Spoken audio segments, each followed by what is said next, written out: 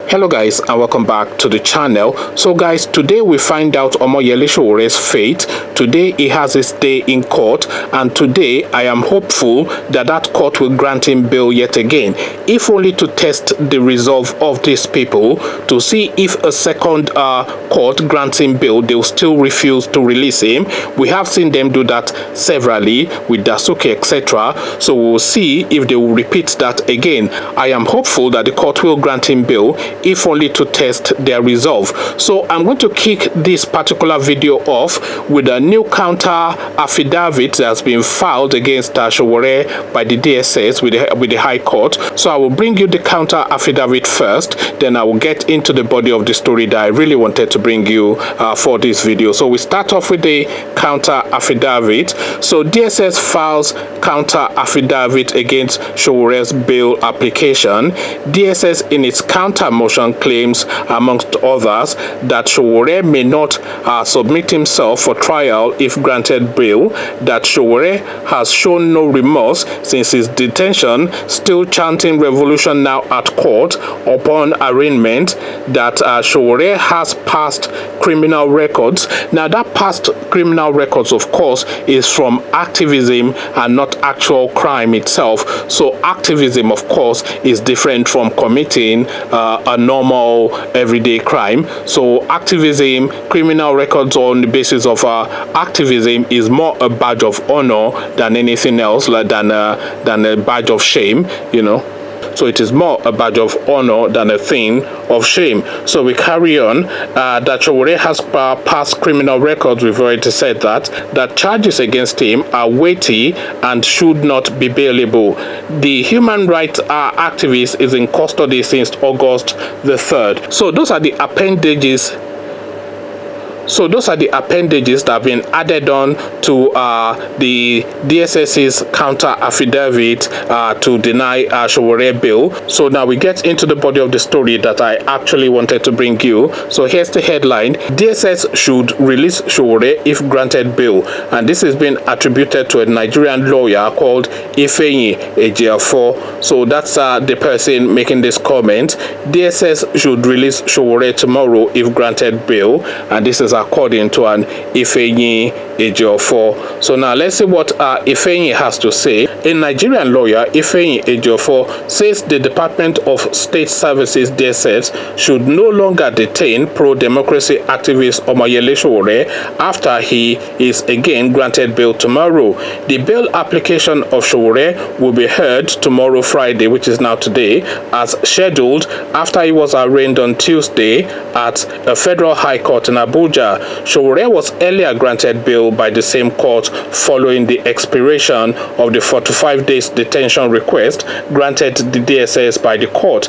Ejiofor, who had to interface with the DSS whilst the IPOB leader was in detention, said he would not be surprised if the DSS again flout a court order for the release of Showore. This is a country we cannot predict. You know, my client Kano has had this hurdle where the court would make an order that will be flouted with reckless abandon. So it is no longer strange to us. Somebody has been granted bail by a court of competent jurisdiction. Under normal circumstances, if he has perfected the condition of the bail, he should be allowed to go then charge him to court. He will come to court to answer the charge.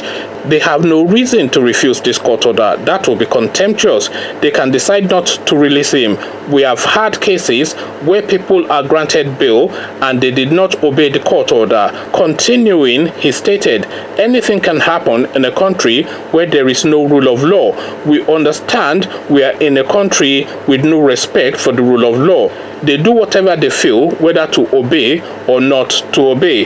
Showore has been in DSS detention, so it goes on to state that bit that we've already read. So this is now Showore now having yet another day in court, and really from the antecedents and from what we know of these people, the likelihood of Showore be released tomorrow if bail is granted is something that is really in the lap of the gods, because really you can only hope and pray that this guy gets out of what he finds himself in, because as I said in the previous video, once these people have their clutches in you, they don't let go. It's like a vice grip and it's like a choke to death. They will wear him down eventually, one way or the other. You see how forlorn Dasuki looks now anytime he's being presented in court. You see how beaten down El Zakzaky looks anytime he shows up in the papers. So now Sowore is still being rebellious and is still being a rebel and all that, but then by the time he has spent hopefully doesn't, but then of course we all know what goes on in this regime. So fingers crossed he doesn't then have the same faith as Dasuki and El Zakzaky. But then of course, if we have to go by the history of these people, then we can only really hope and pray that that fate does not befall him, because really everything that we've seen so far in the past has been a case of these people just holding people at will and not letting them go, irrespective of whichever court says. So these people have absolutely zero regard for the rule of law. They hold the court in absolute contempt, and there's really, so this really highlights then just how fragile a democracy the Nigerian state is, because if you have this sort of authoritarian sort of regime, almost to the point of dictatorship, and in fact really if you look at the antecedents of this regime, it is in fact a dictatorship. So if you have this, then what recourse do the citizens have? The recourse that the citizens should have will be to take to law. But then of course when the citizens then take to law and the law courts make a pronouncement and that pronouncement is completely ignored, then what happens next? So if the state decides to ignore the law as has been set by the judge, a judgment that has been pronounced by a court of competent jurisdiction, as they like to say in Nigeria. So if the state decides to ignore judgment that has been passed by a judge of competent jurisdiction, then what further recourse is there? If the Supreme Court of Nigeria makes a decision and the Malam Buhari regime decides to ignore it, what happens next? Who can do anything about it? Because we are now having what's his name again, Atiku Abubakar, of course, going to the Supreme Court to continue to fight for what he sees as his stolen mandate, to say that no, this thing was stolen and that election was rigged. So if the Supreme Court then says that they agree with Atiku Abubakar and then they nullify that election and the Malam Buhari regime says no, what happens next? This is really where the question is, and this is really the test now of the judicial system in Nigeria.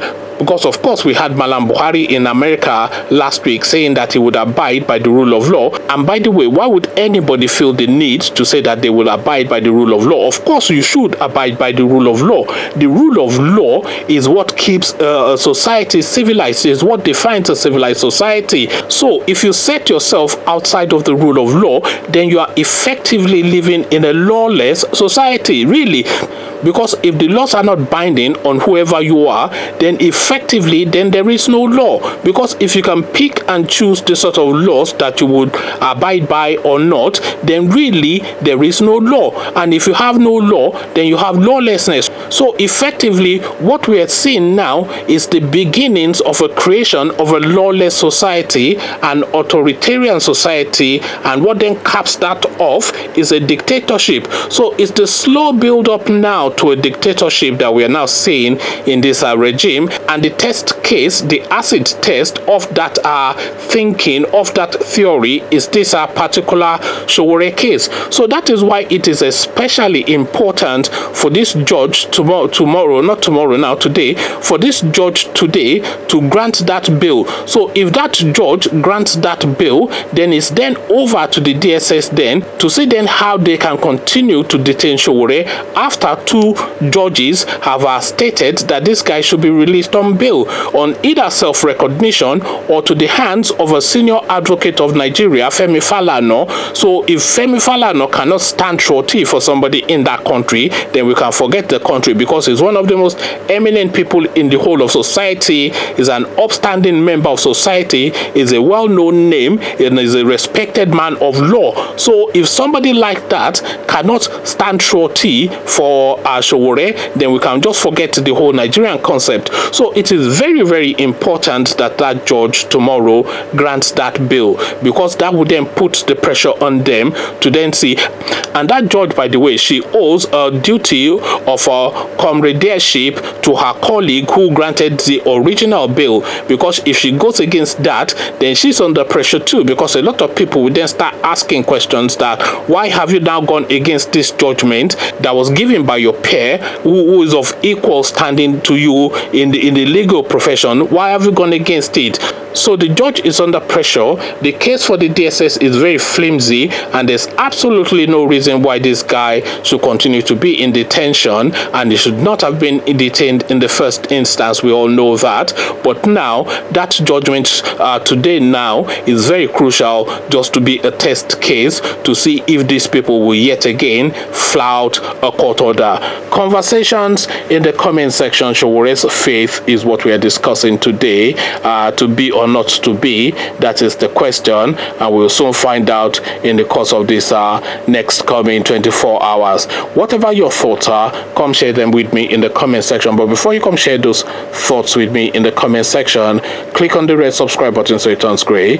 Bell button notifies you every time I drop a new video. Then come tell me what you're making of Sowore's yawa in the comment section. So I'll leave you here, join you there, but here I say peace.